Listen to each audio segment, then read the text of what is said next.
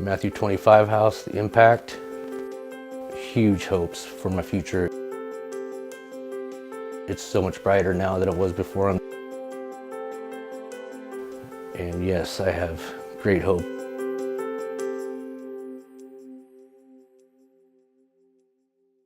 Matthew 25 House first came into being back in 2006. Since that time, the home has been a safe haven for men who have been released from the Iowa State correctional facilities or Story County Jail. And they live here in the home for a period of a year. I was in prison in Fort Dodge, and I knew what I wanted out of life, but I didn't know how to get there. And my counselor suggested Matthew 25. It has completely started to change my way of thinking in life and moving me down the path that I want to go. The 25 house is, in my opinion, a life changer.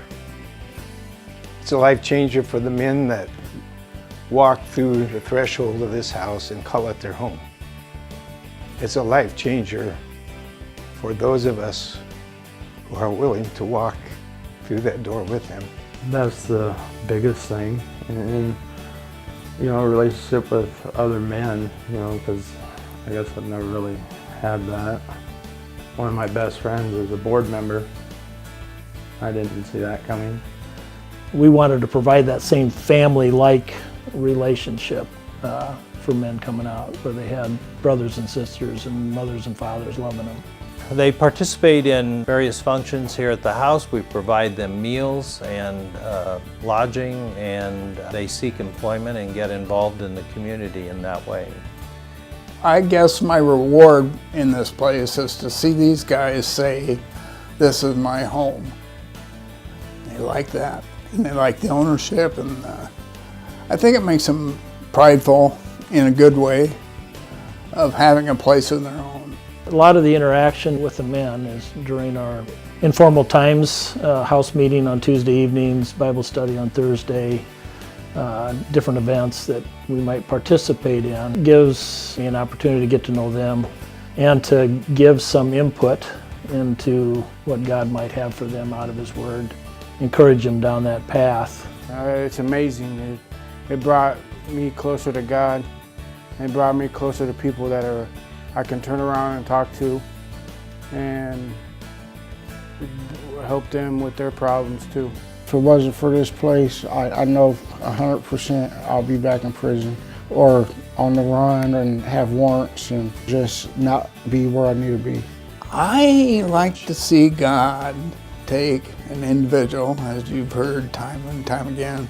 They come in with a box with basically nothing. I've picked many a guy up at the bus depot and watch them turn into the men that they turn into when they walk out this door after a year. That's awesome.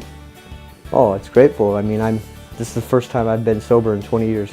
I've been sober for a year last month, and 20 years it's been since I've been sober.